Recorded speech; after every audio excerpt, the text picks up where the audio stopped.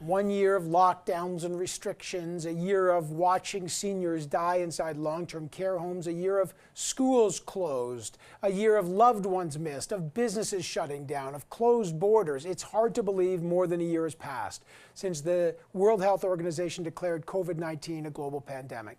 Of course, everything has changed. And even as the great hope of the vaccines arrives, it's a miracle of science, and we should never forget that. There's a very long and bumpy road ahead, especially with the threat of the new variants of concern. So is a third wave coming? And just how serious are the new concerns about the safety of vaccines like AstraZeneca? Let's find out. Joining me now is Canada's Chief Public Health Officer, Dr. Theresa Tam.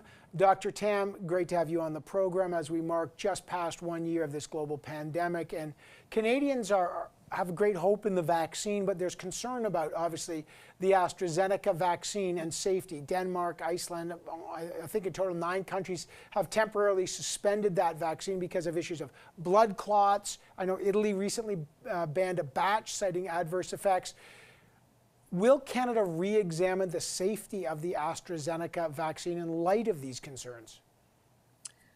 Well, Health Canada, our regulator, constantly monitors the vaccine from a safety perspective. So this is just ongoing. They've been in close touch with the European regulators and other countries, such as the United Kingdom. What we found out, what the regulators have found out, is that it right now doesn't seem like the vaccine is the cause of these events, but that these events temporarily just follows the vaccination. So that's the information we have so far, but we're monitoring really carefully.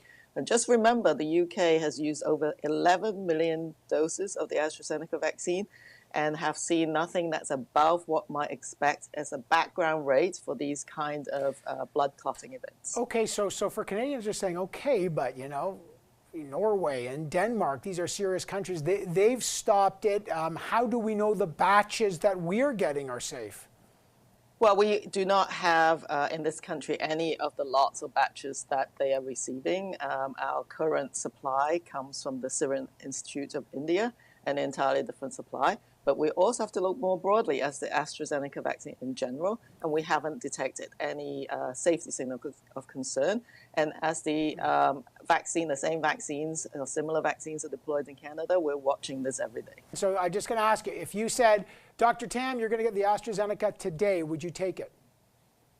Absolutely. I would have no hesitation.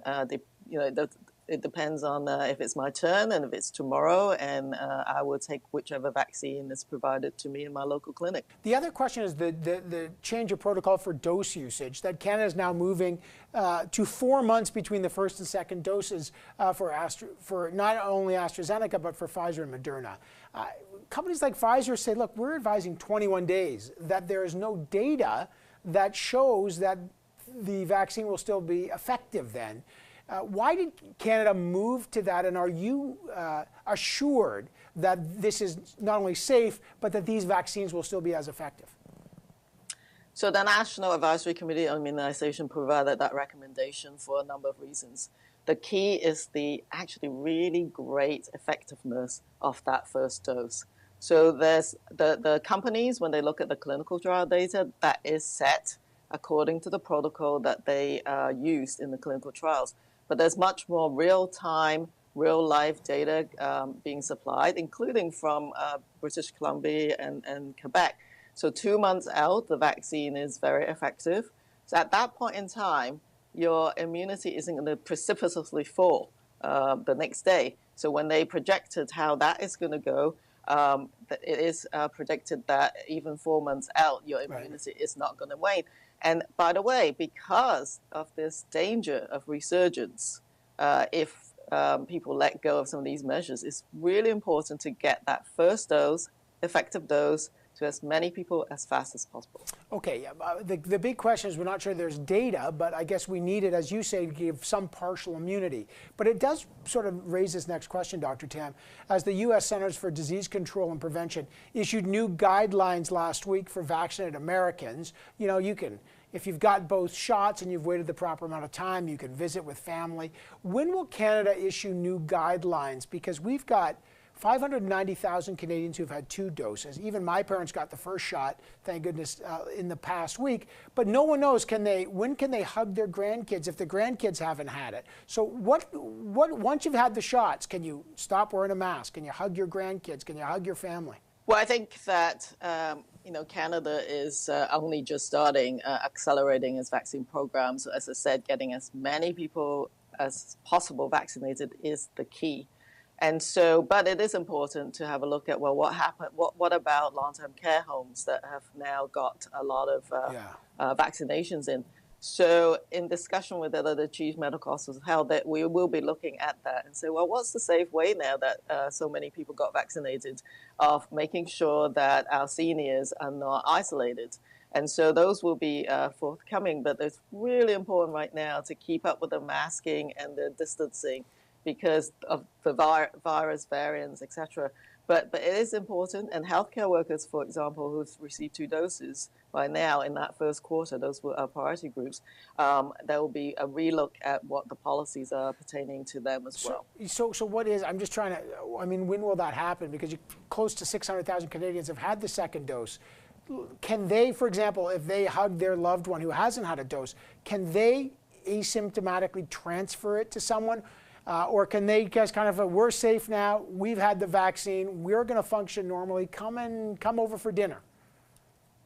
Well, for now, keep up with those precautions because there's 2 reasons. One is that if you got vaccinated, it's never 100%. So keeping up with some of these personal protective layers is still important. Can you transmit to someone else if you're vaccinated? That we don't know yet, but there's more and more data that shows that it's quite likely that those who are vaccinated are less likely to transmit. But that data is forthcoming, so just hang on tight for a bit, and that data will come.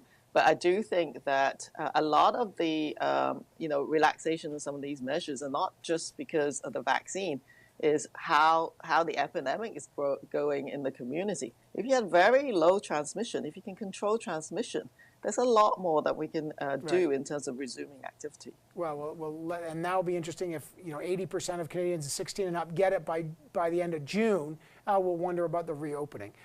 Just before I let you go, Doc, we're a year after this pandemic was declared by the WHO.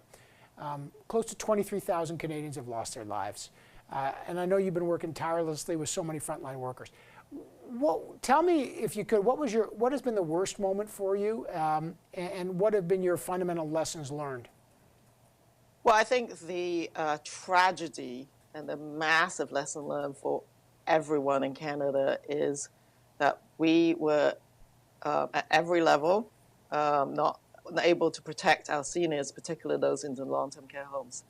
And even worse is that in that second wave, as we warned of the resurgence, there was a repeat of the huge impact on that population.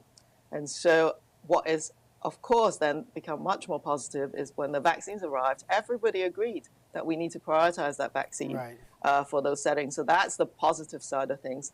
But that will be forever etched in our collective memory, is how we failed the most vulnerable people in our society, not just seniors, racialized populations, women, and people in congregate, sort of crowded housing. So that is the biggest lessons learned. Yeah, and there's lessons to be learned as we still deal with this. Dr. Theresa Tam, always appreciate your time. Thanks for doing it this morning. It's a pleasure. Thank you.